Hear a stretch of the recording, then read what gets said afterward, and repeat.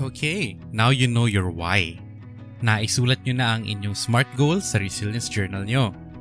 Pati na rin ang mga hakbang at timeline ng mga ito. Napag-isipan at naisulat na rin ang mga resources and sources of support. Ang pinakahuli na gagawin ay ang pag-monitor at pag-track ng inyong progress. Pag-isipan kung paano mo titiyakin na makukumpleto mo ang bawat gawain para maging on time, tulad ng paggamit ng isang progress tracker. This creates a sense of accountability. At panghuli, huwag kalimutan ipagdiwang ang iyong tagumpay. Balik-balikan mo ang iyong plano at i-celebrate mo kapag may nagawa ka sa plano mo. You deserve it.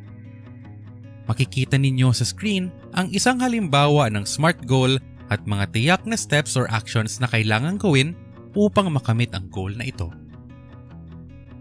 Maraming salamat at congratulations sa pagkumpleto ng Katatagan online sessions.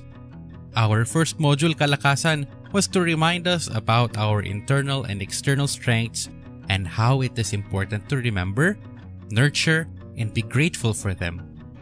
Ang second module naman ay Katawan, na nagpo-focus sa strategies to physically manage our stress and the importance of a healthy lifestyle. Ang third module, Kalooban, ay nakafocus naman sa ating mga negatibong kaisipan, mga emosyon, at paano natin ito mamamanage gamit ang reframing at thought substitution. Ang fourth module, Kapaki-pakinabang na gawain, ay nakafocus sa healthy distractions at routines.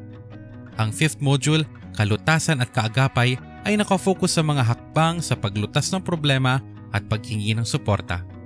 At sa panghuling module na tinalakay natin, nakafocus tayo sa kabuluhan at kinabukasan o meaning-making and planning for the future.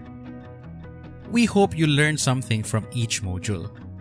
Sana ang mga ito ay makatulong sa inyong paglalakbay patungo sa isang mas matatag na sarili.